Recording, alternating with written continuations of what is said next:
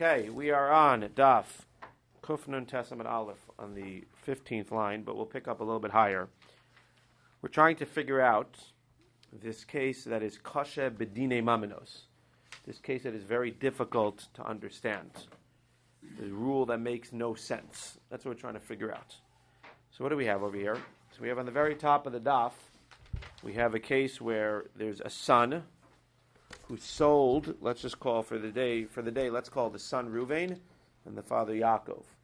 So Yaakov and Ruvain. Ruvain sells, let's just read it inside, Itmar, Hachi Itmar, on the top of Kufnun Testament Aleph, Ben Shemachar B'knichse Aviv, B'chaye Aviv V'meis.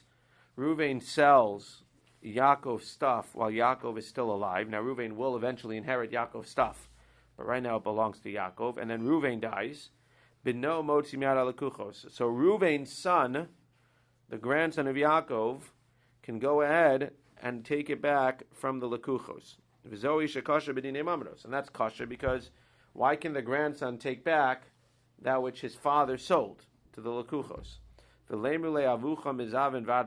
guy who bought it, the buyer should be able to say, your father sold it to me and you're taking it back. Says the Gemara, that's kushya b'dinei maminos. That's a difficult thing to understand, how the father can sell something and then the son can take it back. The Gemara says, in my kushya, it's not a problem. Dilma matzi amar mikoach avua da'aba kasina. Because a grandson can come from his grandfather's power. And therefore, Lamaisa, what happens? Even though the father sold it, the father had no right to sell it. Because at the time that the father sold it, it wasn't his, it was the grandfather's.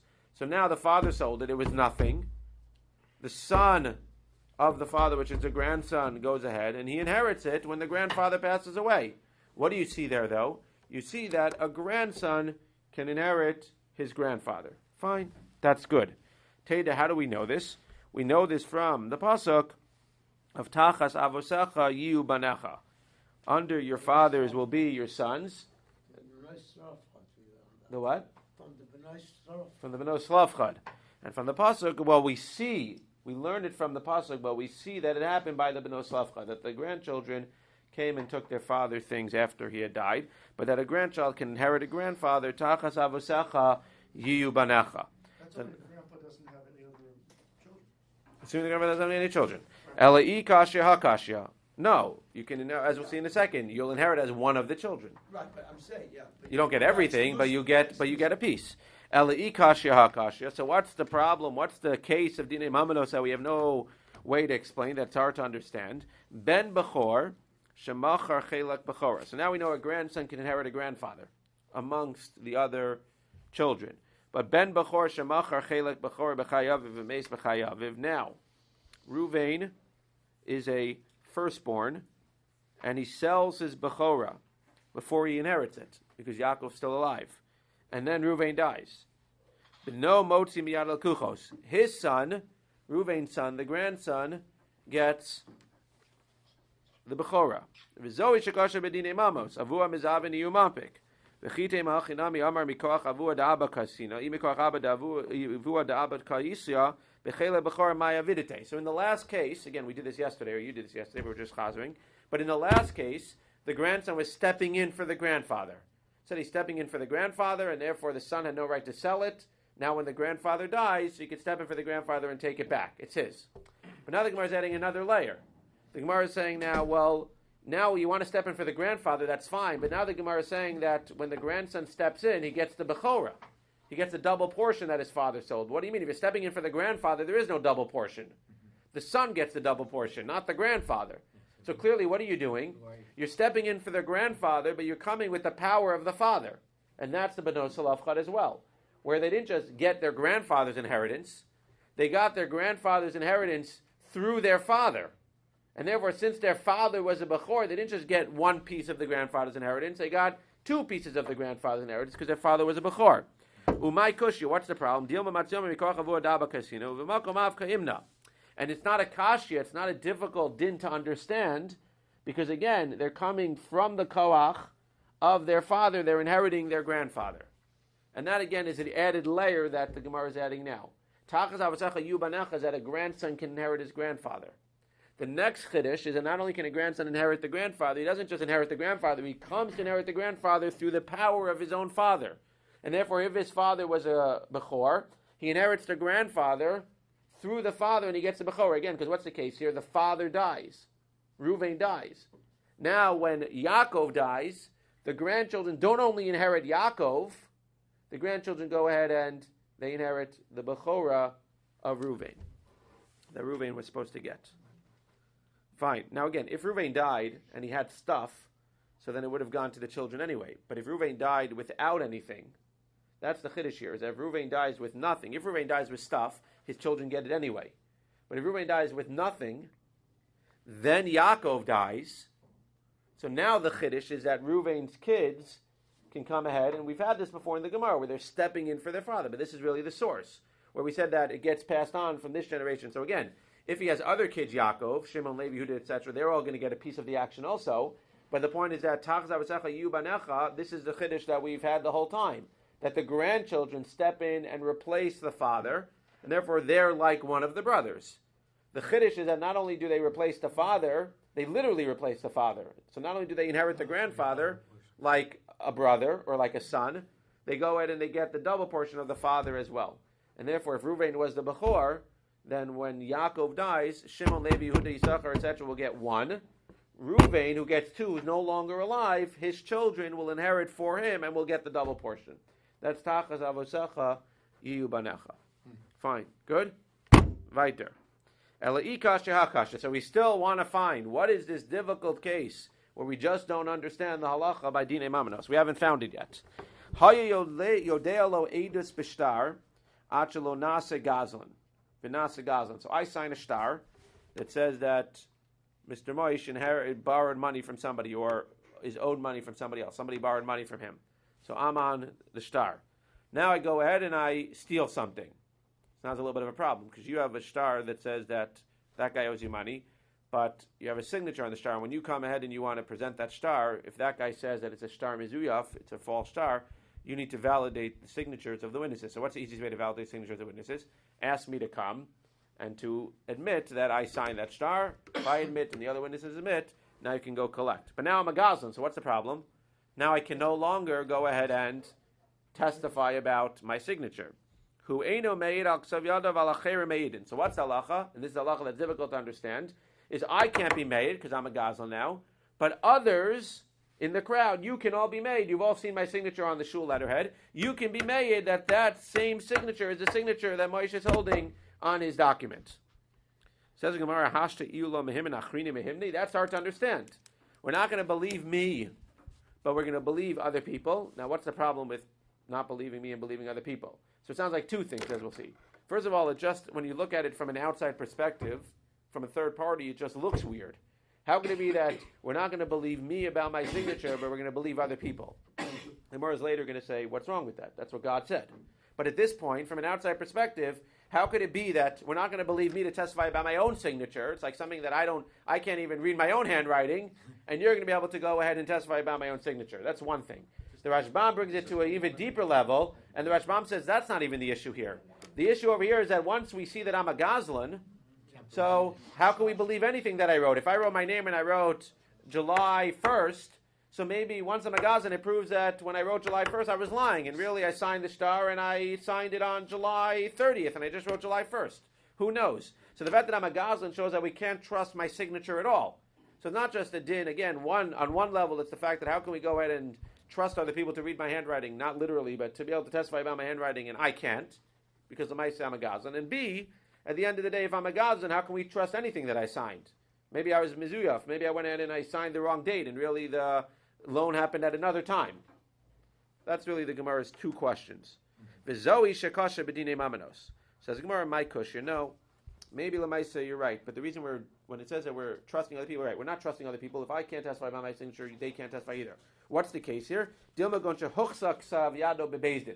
When Moshe brings his document, so the reason that Bezdin is going to go ahead and let him collect is not because somebody else is going to testify. Ridiculous. How could somebody else come testify if I myself can't testify? How can they testify if I'm a gazlan now and seemingly I could have gone ahead and seemingly when I signed, I didn't sign honestly either? The pshat is that at the time that he had that loan document signed, Bezdin wrote something called a henpik. A henpik basically says that Bezdin wrote a document that says that it was attached to your loan document that says that the signatures of the people on the document are legitimate. And therefore, my signature was made legitimate at the time, and there's nothing to talk about. We're not dealing with my signature now. What are we dealing with now when you want to collect? We just need to clarify that the henpick is a valid henpick. And therefore, Lamaisa, when it says that my signature, the fact that I became a Gazlan now doesn't affect anything. Because at the end of the day, I already signed. Beis Din already, my signature's already been muchzak and Beis Din by other witnesses before I became a Gazlan. And we assume that, again, everybody knew that it was me and it was dated right. We've already checked out all that stuff. Therefore, the fact that we're believing other people doesn't mean we're believing other people. Now we're going out and we're going to get other people to clarify that the henpick, that the attachment to the document that you have is a legitimate attachment. So we're not questioning my signature. But you're right. If the din would have been that when I sign and I become a Gazlan, where I'm not going to be believed, but other people will be believed, that's a kasha. That would be a difficult din to understand. But that's not the din here. That's not what's happening here. What's happening here is just that you have a document. It has my signature in it. Now I'm a Gazlan. It doesn't matter. Because before I became a Gazlan, before anything, it was clear to everybody, and it was already muchzak and Beis Din that my signature was fine. It was the right date. It was the right time. It was the right everything. And now we're dealing with separate witnesses. And therefore, it's not a kasha. It's not a difficult case to understand. But says the Gemara, now we have another difficult case to understand. Elai kasha hakasha. Hayodelo edus b'shtarchelo tipolo b'Yerusha. Here's another case. It's that I signed a document, but not that I later became a Gazlan. I signed a document about a piece of land which belonged to a distant relative of mine. And lo and behold, what happens? The distant relative dies and he has no closer relatives, and I end up now with that field. So now I signed a document relating to a field that I now am nogea bedavar. I am now connected to. So what happens? I can't testify anything about my signature and about the field because now I have a conflict of interest. Now, this whole thing here is not a matter of the fact that how can we go ahead and believe me because I signed falsely, I'm a Gazlan. There's no Gazlan involved. Now, Lamaisa, it's just, again, from an outside perspective, a third party, I am nogea bedavar, so I can't go ahead and I can't testify about my own signature because I'm connected to the case. But other people can. And that's what's kasha, because at the end of the day, no matter what the reason is, when you look at it from an outside perspective, from a vacuum, all we see here is that there's a document upon which I signed that I cannot testify about, and there's a document upon which I signed which other people can testify about, which makes no sense. If I can't testify about it, for whatever the reason is, other people shouldn't be able to testify about it either. Says Gemara, my kush, what's the problem? You're right. That's not the case. In this case, it's that my signature was already Hochzak and Beis Din. There was a henpeg connected. But you're right. If I had a document, and that document later became something that I was nogea bedavar, something that I was connected to the case, you're right. Just like I couldn't go ahead and testify about my signature, other people wouldn't be able to go ahead and testify about the signature either, because that would be a kasha. That would be a difficult din to understand. But this din is not difficult to understand, because over here, it's something that my signature was already Hochzak and Beis Din. Elai kasha hakasha. Let's try again. What's the difficult case? Similar case. I knew edus, I signed a star about you. I signed a star that somebody borrowed money from you. But then, Baruch Hashem, you became my son-in-law. So now I want to go ahead and I testify, but I can't because we're related. And the difficult thing to understand is that I can't testify about you, about my own signature on your thing, because now we're related. I'm not a Gazlan, we just happen to be related. But others can testify. And in a vacuum, when you look at it, that's hard to understand. How can it be that I can't testify about my own signature and other people can testify about my own signature? That's a difficult thing to understand. Says the Gemara, Hulo me'emin achrini mehimni, v'chitema hachanami gon shochzak ksav yado beis din. So the same answer. It must be that the case was that the ksav yado was already hochzak, that my signature was already hochzak and beis din. The Gemara says, maybe for all three of these cases, very nice, but we have another opinion. And there's another opinion that says, the Gemara says that there's another opinion that says that it's not a din that there's a henpeg involved. It's a regular case, and the din is, according to this opinion, that in any of these three cases where I cannot go ahead and validate my own signature, other Eidim can still go ahead and validate my signature. Umay kushya. And the difficult thing to understand, therefore, if we don't say there's a henpeg, so then at the end of the day, we have a difficult thing to understand. The difficult thing to understand is how can it be that other people can go ahead and validate my signature when I can't? And the Gemara says, what's so difficult to understand about that? Umay kushya, the thing we've been thinking the whole time. What does that mean? God told us, Dilma gezeras hamelechi de'iu lo mehemin v'achrinim mehimni v'lav mishum de'mishaker. What's the big deal? It's not a difficult thing to understand. You don't have to come up with this whole svara. You don't have to come up with this whole case of the henpeik. Lamaisa Kadosh Baruch Hu says that there are going to be certain cases, whether because you're a liar, or whether because you're nogea b'davar, or whether because you're related. God says for those, whatever the reason is, in those three cases, you cannot go ahead and testify about your own signature. But Kadosh Baruch Hu says, at the same token, other people can testify about your signature. There's a valid reason why you can't testify. The valid reason is that you're a chakran. The valid reason is that you're nogea b'davar. The valid reason is that you're related. But at the end of the day, HaKadosh Baruch Hu says that it's okay for other people to testify. And therefore, it's not such a difficult thing. That's why it's not a difficult thing to understand. The fact that I can't testify about my own signature and you can, okay, shkoyach, that's what HaKadosh Baruch Hu said. And it makes sense if you think about it. Because what's the big deal? That's what the Gemara says. Usually in Mishpatim, a lie like that, it seems counterintuitive. Usually we look for logic.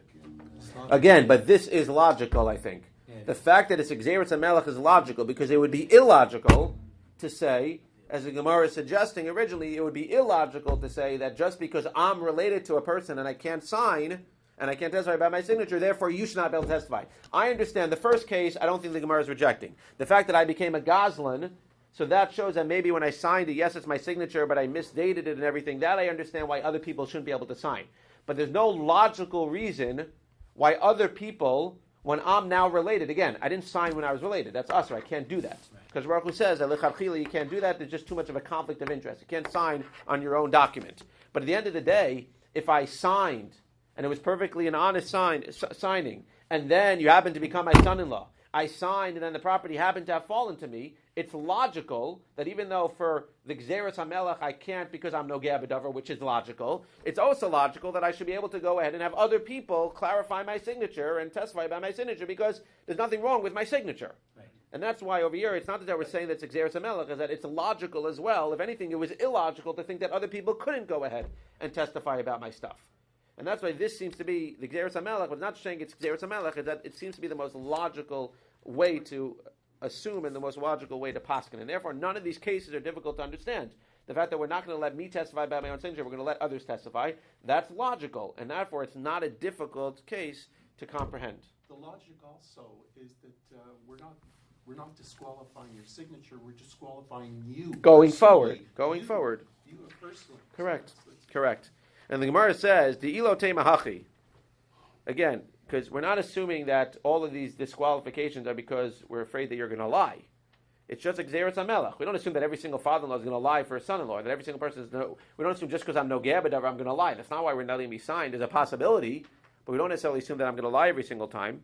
And yet, HaKadosh Baruch Hu says, even when there's no reason to assume you're going to lie, we still want to set a precedent that nobody who's connected, nobody who's related can sign. And he says there's a proof, because otherwise you're going to tell me that Moshe and Aaron weren't allowed to sign the document of their son-in-law because we didn't trust Moshe and Aaron. Ridiculous. The reason Moshe and Aaron couldn't sign the document of their son-in-law is because there was a Gezeres HaGazah, there was a blanket rule, you don't sign people that are related to you. Not because we go ahead, father-in-law.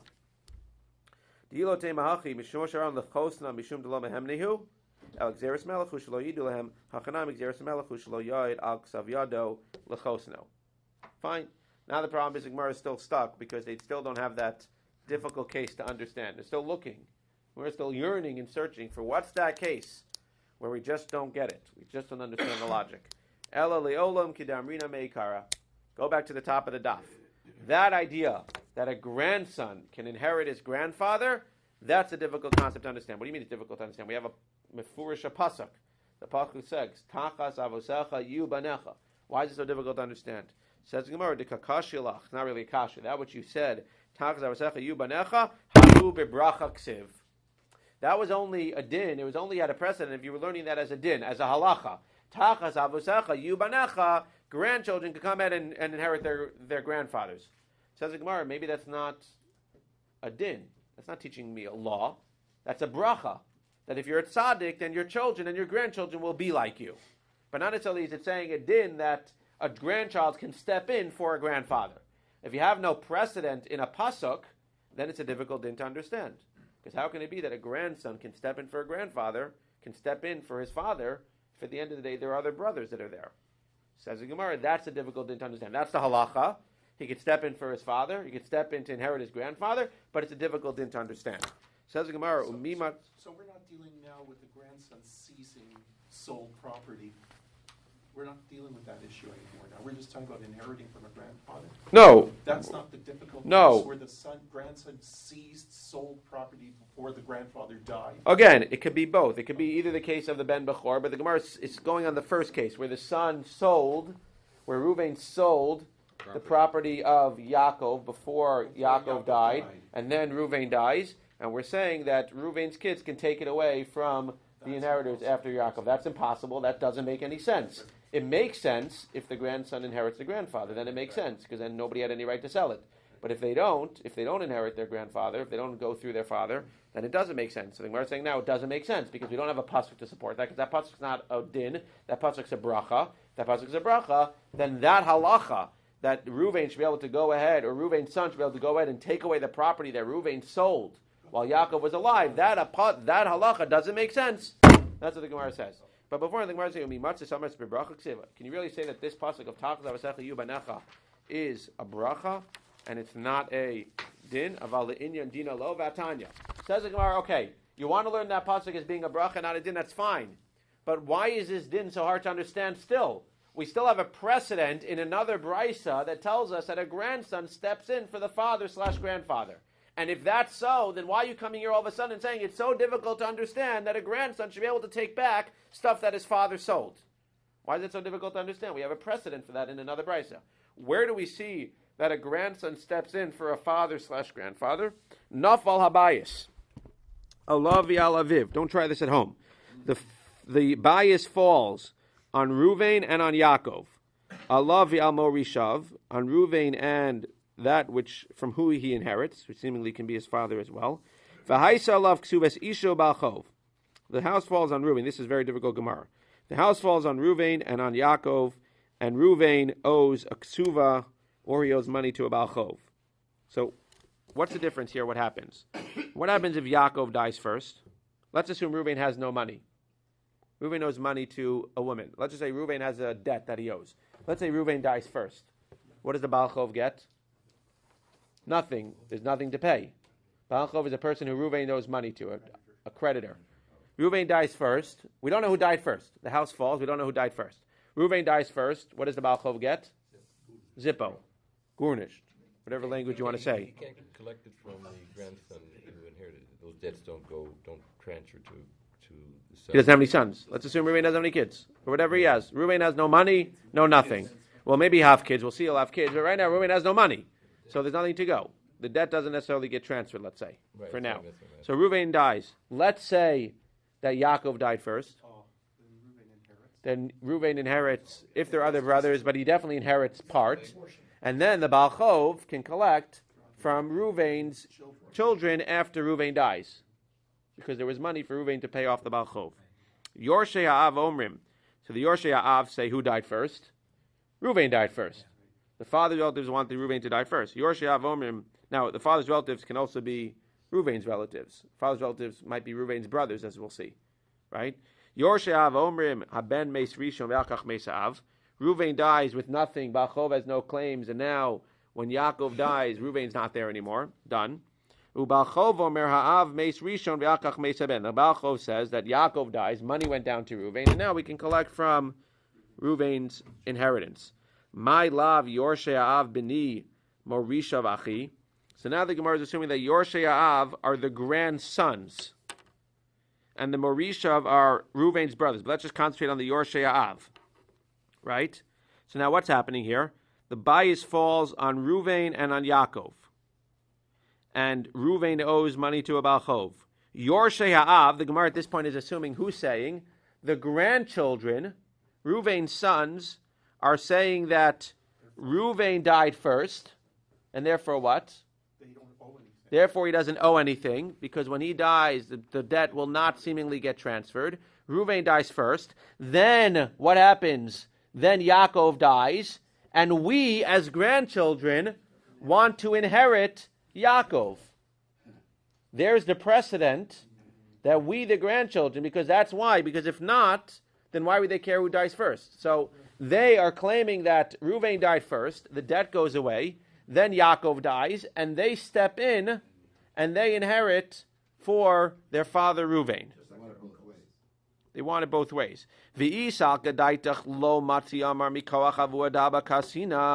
And if you hold that a grandson, Reuven's kids, cannot step in for their grandfather, i.e. to inherit their father, because that pasuk is not for a din, but for it's a bracha. Kimes haben. So if Reuven dies, v'achar kach mesav, and then Yaakov dies, ma'inahave. That means if you say that you don't let the grandchildren inherit, so then when the son dies and then the father dies, which is what they're claiming, the sons, the grandsons, ma'ihave. Then what's going to be? Ne'emalu balchov Yerushas avuan kashakilna. The balchov should be able to say to Reuven's children, it's not your money. The fact that Reuven's children are arguing that Reuven died first and then Yaakov died is clearly showing that what? That they know the halacha is that when Yaakov dies, who inherits Yaakov? His kids and the grandkids for the father. Clearly it must be that the halacha is that a grandchild inherits for his father. He inherits the grandfather for his father. There we see a precedent in halacha. Says the Gemara, no, good try. Lo, yorshei ha'av achiv morishav achi davuan. No, that's not what it means here. It's not that the sons are coming. Reuben's sons are not coming and claiming that they want money because they don't get money. Because grandchildren don't necessarily step in for the grandfather or step in for the father. Who's coming and wants to say that the person died first? Yorshei ha'av omrim, who's that? That's not the grandchildren. That's Reuven's brothers. The Reuven's brothers are saying that the Ben died first, that Reuven died first, and therefore the loan goes out the window. And then our father Yaakov dies. We inherit the father, not Reuven and not Reuven's children, and therefore the debt will go out of the window. But at the end of the day, therefore, we don't have a proof, we don't have a precedent. And yet, again, this is not talking about grandchildren. And therefore, when you go back to our Gemara, which is talking about grandchildren, the fact that a grandchild can step in and take away that which his father sold, that's a difficult din that we can't understand. Because we have no precedent if you learn that Tachas Avasecha Yubanecha is a bracha and not a din. Good? Okay, if not, we're moving on anyway. Zak the Gemara. Bo minei Rav Sheshes. If you have any questions, you can obviously ask. But that's the pshat. And that's the difficult din to understand, which we've been taking for granted the entire time. That a grandson can step in for the father and for the grandfather. So shot comes out that they are not equal to their uncles? Shot comes out that They're not equal to their uncles. Who says that? Why? We're not talking about grandchildren here. They are equal to their uncles. We're just not talking about grandchildren here. So they're They're going to be able to inherit. They're going to step up. Yeah, they're going to get. But we have no proof. Zak the Gemara. Zak the Gemara. Bo minei Rav Sheshes. Ben. Now we're talking about a son and a grandson. But what about now if you make it a little bit more complicated? We're not dealing with Yaakov, Reuven, and a grandson. We're dealing with Yaakov. Let's just give an example. Rachel, or pick another name. Rina, Yaakov, Rina, and then a grandson. So now we have the grandson through the mother. What happens if that grandson inherits money? Well, if the mother dies, then he inherits the money. But what happens if that guy dies? If the grandson dies? Well, then nobody on his mother's side, because it doesn't go up through the mother. If he had his father, then his father's uncles and brothers and all these people would inherit. But if you have a father, Yaakov, and a mother, his daughter, and a grandson through the mother, so yes, it'll go down this way through the mother, but what happens if the son dies? If this grandson dies, where does his money go? It doesn't go through the mother. Where would it go? It would go to his children, or if he has no children, it would go to his brothers from his father. That means, no, his brothers from his father. His stepbrothers, his half-brothers. It would go to his half-brothers. They share a father, Yaakov, but they have a different mother. They share a father, Reuven, but a different mother. Yaakov's a grandfather. So Zak the Gemara. Ben mahu sheyirash es imo bekever. So what happens here? You have Yaakov, you have Rina, and you have Reuven. Who dies? Rina dies, right? Imo is bekever. And now, Ben mahu sheyirash es imo bekever lahanchil la'achim min ha'av. So, I'm sorry, Rina doesn't die. The grandson, Well, she's dead too. The grandson dies. 1 second. Everybody's dead. But let's just 1 second. The grandson, Reuven, dies before his mother dies. Reuven dies. Now the question is, Reuven dies. Now the mother dies. Now if Reuven can inherit the property in the kever, means if he can inherit the property from his mother bekever, then Lamaisa, the money will go to him, and then it'll go to his brothers. If Reuven can inherit his mother while he's already dead, bekever, then the mother's property will go to either her other children or it'll go to other relatives, but it will not come down to Reuven. If it doesn't come to Reuven, then it doesn't go. Because again, his brothers from a different father have no shaykhus to the mother's money. The only shaykhus they're going to have is if it goes to Reuven. So if the mother dies and Reuven inherits the property and then Reuven dies, then it goes, if he has no kids, it goes to his paternal brothers. But if Reuven dies, then the halacha depends on whether Reuven can be Yoresh his mother bekever or not. If Reuven can be Yoresh his mother when Reuven's already dead, then when the mother dies, it goes to Reuven and then to his paternal brothers. If Reuven cannot be Yoresh his mother when the mother is dead, or when Reuven's already dead, then the money will not go to Reuven, and Lamais at the end of the day, it'll stay with the mother's family. That's the Gemara's question. Amalu Rav Sheshes Tinisua, we have a brisa that says Ha'av Shenishba Umeis Beno B'Medina. So what's the din here? You have a father who's taken captive, or the vice versa. Ben Shenishba Umeis Avid B'Medina. What's the case here? You have a father and a son. It's similar to the case of the house falling. A son goes away and the father stays here, or the father goes away and the son stays here, and they both end up dying. But it's unclear who died first, because one's in the Medina and one's here. So it's like a house falling. You don't know who died first, the father or the son. Yorshe Avi Yorshe Ben Yachloku. The inheritors of the son are claiming that what? That the father died first, it went to the son, and now we get it. The inheritors of the son are claiming that it didn't. Let's just see the Gemara. Hechidami. If it's just Pashat Pshadag, father and a son, Hi Niu Yorshav, Hi Niu Yorshaben. What's this whole thing about the father's relatives and the son's relatives? They're all the same. The father's relatives and the son's relatives are all the same. It's either brothers or siblings or grandsons, so that can't be the case. Rather, what's the case? Elalav Hachi Kamar. Av Shenishba Vameis Ben Bito B'Medina. Uben, the Bach takes out Bito. Uben Shenishba Vameis Avi Imo B'Medina. Velo Yadin and Haimina Yumeis Beresha. Yorshe Avi Yorshe Ben Yachloku. What's the case here? Let's talk this out again. It's difficult. The case here is not that you have father, son, who both die. You have a case of a father and a grandson through the daughter, which is the case we're trying to figure out here. You have Yaakov, Rina, and Ruvain. Yaakov and Ruvain both die. The question is, who died first? Well, what's the Gemara saying? The Gemara is saying that Yoresh Ha'av v'Yorshe Haben Yachloku. They're saying that Ruvain's relatives, which are his paternal brothers, and Yaakov's relatives, which could be Ruvain's uncles, his mother's brothers, etc., they split it. Ve'im Isa, and if you think that a ben, i.e. Ruvain, is Yoresh es imo bekever, nihinami de ben meis reisha. What are we arguing about here? They're all going back and forth saying, who died first? Did Ruvain die first, or did Yaakov die first? Well, if Ruvain, let's just say this outside for a second. If Ruvain can inherit his mother, because what happened here? Ruvain or the father died first, and now the mother's here. If Ruvain dies first, what happens? Well, Ruvain has no money. Ruvain dies first, so nothing goes to the paternal brothers, right? You have Yaakov, mother, Ruvain. Yaakov, Rina, Ruvain. If Ruvain dies first, he has no money. There's no money to leave to his paternal brothers. If Yaakov dies first, so then Yaakov's money goes through the mother Why does she to Ruvain. There's no brothers. She doesn't have any brothers? Assuming Yaakov has no other brothers or anything. Yeah, Right. Rina has no brothers. Rina has no brothers or anything. So it says in Gemara, V'im Isa, if you say that a ben is Yoresh Imo Bekever, Nihinami de ben Meis Beresha. But if you say that a ben is going out and he inherits his mother in the Kever, so then who cares if Ruvain died first or last? Because what's going to happen? We assume that if Ruvain dies first, then it's going to be nothing for his family. But why?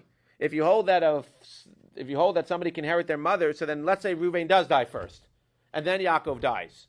Well, Ruvain, if he could still inherit Yaakov through his mother when Yaakov dies, so at the end of the day, who cares? If the mother's going to get a piece of the action anyway, because again, assuming there's no brothers, if the mother's going to inherit that piece, again, let's assume Ruvain dies. Again, this is difficult Gemara, but let's assume Ruvain dies, and then Yaakov dies. So Reuven dies is nothing for his paternal brothers. But now when Yaakov dies, it's going to go to the mother. And if Reuven can inherit his mother when he's bekever, so at the end of the day, he's going to be able to get the money anyway from his mother. It must be that Reuven cannot inherit his mother bekever, and therefore they're arguing that Reuven died first and left with nothing. Once Yaakov dies, Reuven can no longer inherit his mother bekever, and therefore the paternal brothers are out of the picture, and all the money is going to stay on this side of the family. That's the argument. V'imisa nihinami de ben meis bereisha liyarse lavua dime bekavre v'liyarsinu lachua min avua. Ela lav shmamina ein haben yoresh esimo bekever lahanchil laachin meyav. Again, that's what the Gemara here is saying. The Gemara is saying that you have a father, you have Yaakov, you have a mother, and then you have a grandson. You can draw it out if you have to. So the question becomes, who died first? Well, the Gemara is saying the nafkamina, it's only a nafkamina who dies first, assuming that Reuven is not going to eventually inherit Yaakov's stuff anyway through his mother. Because if Reuven is going to inherit his stuff anyway through his mother, then we don't care if Reuven dies first. Because the whole point of saying that Reuven died first was to say Reuven dies first, he has no money, therefore the paternal brothers don't get anything. Then Yaakov dies, it goes to Rina, but now Reuven cannot inherit Rina since Reuven's already dead, and therefore the paternal brothers end up with nothing. But if Reuven's inheriting Rina anyway, so then we don't care that Reuven died first, because even if Reuven dies first, then Reuven's going to die, Yaakov's going to die, but if Reuven can inherit Rina once Reuven's already dead, so who cares? Now Reuven's going to get the money anyway. It's eventually going to end up by the paternal brothers anyway, so what do they care? So it must be that Reuven only inherits his mother when Reuven's still alive, but if Reuven dies, he doesn't inherit his mother, and therefore it's a proof that a ben is not Yoresh, his emo, once he dies. The Yesef's son will inherit his mother and then pass it on to his paternal brothers, assuming he has no children, but his son will not inherit his mother if, in fact, the son dies before the mother. That's what the Gemara says. Good? Okay. Zok the Gemara. I have another brisa that supports this idea that a son does not inherit his mother if the son dies first. If this falls on a son and a mother, then they agree that they split it. Vim Isa, and if you say that a son inherits his mother, Nehinami de ben meis bereisha, who cares if the son would die first? Liyarseli ime bekever v'liyarsu inhu la'achi me'avua. Ella shmamina en aben yoresh imo bekever la'anchalach minav shmamina. The fact that we're going back and forth and saying Yachloku here, we're not sure if the mother died first or Reuven died first, it doesn't matter. Clearly it's because if Reuven dies first, then he's not going to get anything. And that's why Yachloku. But if Reuven, having died first, would still inherit his mother, then there's nothing to talk about. Why are we splitting the property? Everything will eventually go to Reuven anyway, because at the end of the day, the mother also died. So the fact that we care about who dies first and we're not sure, and we say Yachloku, shows that clearly, if Reuven dies first, he will not be able to inherit his mother. For time amai, what's the reason that a son cannot inherit his mother once the son dies? Amr Abaye Nemra Siba, it says the word transfer, beben v'nemra Siba bebal, because we're comparing it to a husband. If a guy marries a woman, and she's an only child, and she dies while her father is still alive, so what happens? The father gets her money, not the Baal, and then when the father dies, she cannot inherit the father. Or let's say she has no money. The woman has no money. You marry the woman. Now she dies. Well, okay, now she's dead, and her father's still alive. When her father dies, who would get the money? She would. But her father's still alive. So if the father dies while she's still alive, then the money goes to her, and then when she dies, the husband gets the money. But if she dies first, the halacha is that when the father then dies, it doesn't get passed down to her bekever, and then to the husband. So just like by a Baal, he can't inherit his wife when she dies before her father. Since we have the same word by a grandson, we see over here, or since we have the same word by a son does not inherit his mother if the son's in the kever. So those are the dinim that you're going to walk away with. Again, even if it's complicated, what you need to walk away with is that if a son dies before his mother, the son will not inherit, assuming, again, that he's not inheriting from his father. We know that he can inherit his father bekever. If the son dies and then the father dies, then his children, as we just saw, will inherit in his place. But if a son is just inheriting from his mother and not from his father, then the son inherits from his mother. He does not inherit from his mother if he dies before his mother. Similarly, a Baal, a husband, does not inherit from his wife that which his wife has not yet inherited at the time she dies. So if she dies and then her father dies, the father's stuff does not pass down. It passes down to her, but then it goes to her children. It doesn't go to her Baal. And that's the same halacha. Last case. New case. A person says to his friend, this is not connected to what we were just doing. I say to you, Nichse de bar sisin mizvanina lecha. I have sold you the field that's called the field of Bar Sisin. And I have one field that everybody knows is called the field of Bar Sisin. Well, what's the question now? I sold you my field called the field of Bar Sisin. Well, what are the two possibilities? What's the most likely possibility? That I bought that field from Bar Sisin. What do I say? I say to you, I'm selling you all of the properties that I bought from Bar Sisin. And I have one property called the field of Bar Sisin. Well, what's the most likely possibility?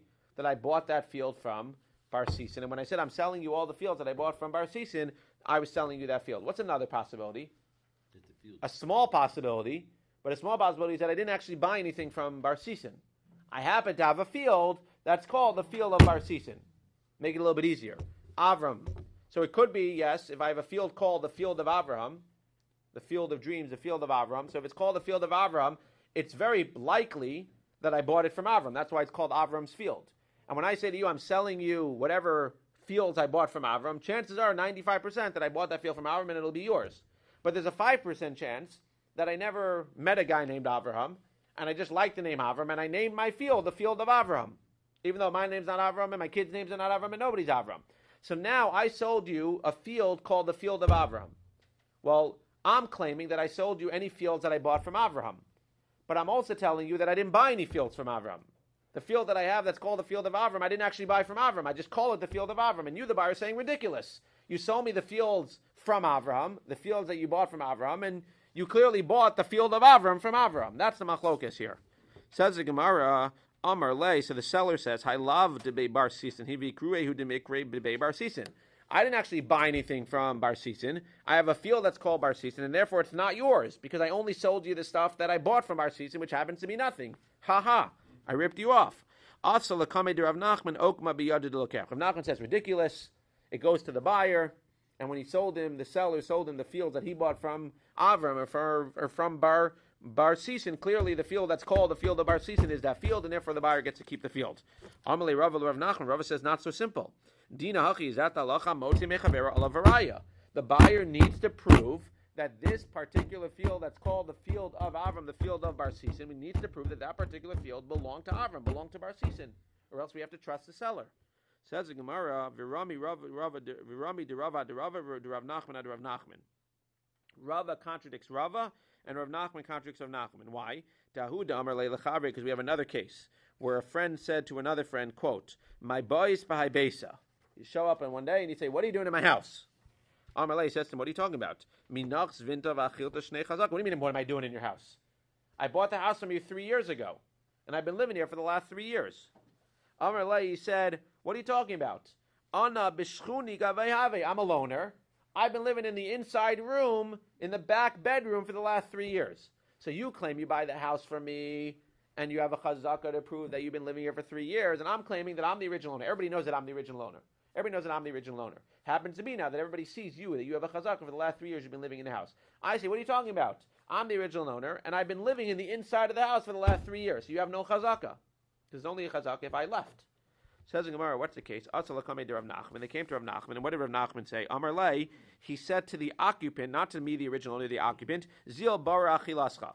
You, the occupant, who has this chazakah for the last 3 years, need to prove that you bought it because this guy claims that he's been living inside the house for the last 3 years, and he's the original owner, as we know. So what do you see here? What does Rav Nachman, who does Rav Nachman give it to in this second case? He gives it to the original owner. Who did Rav Nachman give it to in the first case? He gave it to the buyer. Rav Nachman's contradicting himself. In the first case, he gave it to the buyer. In the second case, he leaves it by the original owner. Amalei Rav Nachman, Dina Hachi, Rav Nachman said, Rava says, the din is like this, and what? And therefore the occupant has the chazakah. So now Rava contradicts Rava, and Rav Nachman contradicts Rav Nachman. Why? Kasha de Rava de Rav Nachman de Rav Nachman. Because originally, I shouldn't say originally, it's confusing. In the first case, Rava favored the original owner, and now he favors the new occupant. And in this first case, Rav Nachman favored the buyer, and now he favors the original owner. It should be the opposite. One of them should favor the original owner both times, and one of them should favor the occupant/buyer both times. But it's the opposite. One is favoring the original owner in one case and the buyer in the other case, and one is favoring the original owner in one case and the occupant in the other case. Says the Gemara, Rava lo kasha. Rava, who in the first case favors the original owner, and says, even though it's only a 5% chance, at the end of the day, the 5% chance that I just called it the field of Avraham is still a legitimate chance. So in this case, he favors the original owner, me. And in the second case, he says that the new occupant is the one who has the chazaka. It's because in those cases, we see who has the actual property. And over here, I'm holding the field that I'm calling the field of Avraham. And over there, the occupant has the property because even though this guy's on the inside room, the occupant's the one who has the chazaka for the last 3 years. So it makes sense that Rava makes sense as he says that he's going to say that in the first case we're going to favor the original owner, even though there's only a 5% chance. Lamaisa, I have the field right now, and you have to prove to me that this is a field that I bought from Bar Sisin. And it makes sense the same way. It makes sense that he's not going to favor the original owner in the second case. He's going to favor the new occupant in the second case because the new occupant has the chazaka that he's been living there for the last 3 years. Rav Nachman lami lo kashya. And Rav Nachman, who favors the buyer in the first case because of the 95% chance that the guy actually bought the field called the field of Avraham from Avraham, he favors the buyer in the first case, and yet he favors the original owner in the second case. Because in the second case, he favors the original owner again, because the original owner is claiming that he never left the house. That's not a kasha. Hacha kevan de amar le de bei bar sisin umikre de bei bar sisin aleh di de ramir ligluye de lav bar bei bar sisin he. It's ridiculous. Of course he's going to favor the buyer in the first case, because at the end of the day, you have a field. You said, I'm selling you all the fields from Avraham, and Lamais, you have a field called the field of Avraham. Seriously? Of course we're going to go with the 95%. But in this case, the end of the day, we have an original owner here. He's claiming to still have lived in the house the entire 3 years. You have an occupant who everybody knows, yes, he's been living there for 3 years, but everybody knows that he came second. At the end of the day, what does he have to do? Clearly, he's going to have to go ahead, the occupant, and even though he's been living there for 3 years, since this guy's been living on the inside room for 3 years, the occupant, the new guy, is going to have to go ahead and prove that the star that he has is actually valid. And therefore, even though they switch their opinions, each one has the ability and has a svara to explain why he says what he says in each of the cases. Hadran alach mishames. Rabbi Chananya